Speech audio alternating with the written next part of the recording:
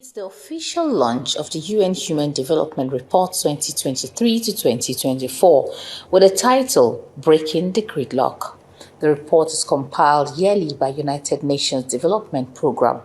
Members from the diplomatic corps, Nigerian government officials, and other dignitaries are here to witness the unveiling of the report, which focuses on health, education, and living standards.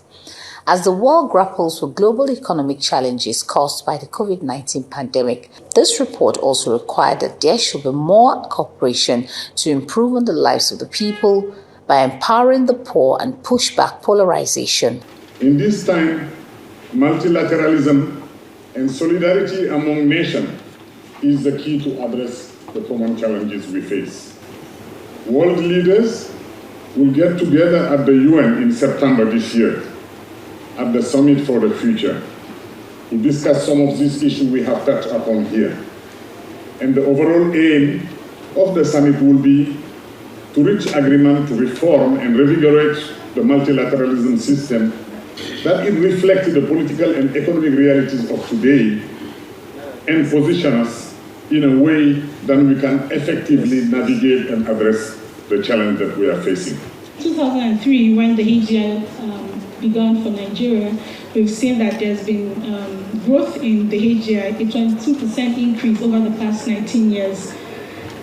But however, Nigeria remains at the low human development category. Next, in terms of the performance across the indicators of the HDI, which is life expectancy, years of schooling, and gross national income, we see that Nigeria is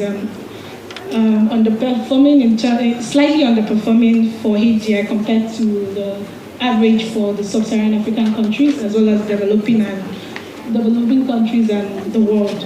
For the Nigerian government, it is promising to work towards closing the gap. Between 2019 and now has grown 8%. Europe has grown about 3%. But then when you look at the less developed countries, you look at the developing world, is a totally different story. So we have on the one hand those who have basically recovered from where they were before COVID, particularly America, but also the rest of the OECD countries. And then you have those who are still behind.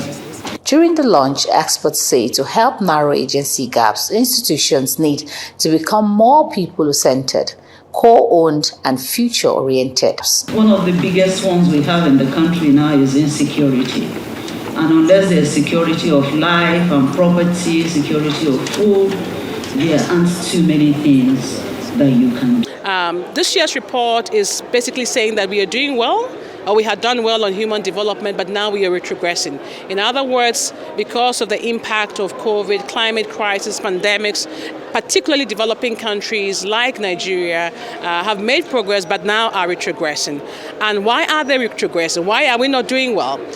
The poor are getting poorer, there's increased inequalities, young people don't have hope. Why is that? And part of what the report is saying is because we are not able to connect in a way that allows us to solve global challenges. I was very much interested in two of the recommendations given, which is going to be getting me to ask a bit of more questions.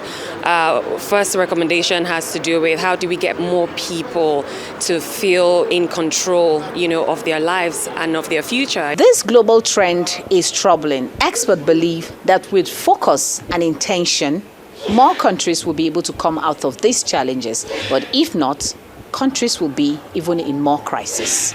Punariman Benjamin, Arise News.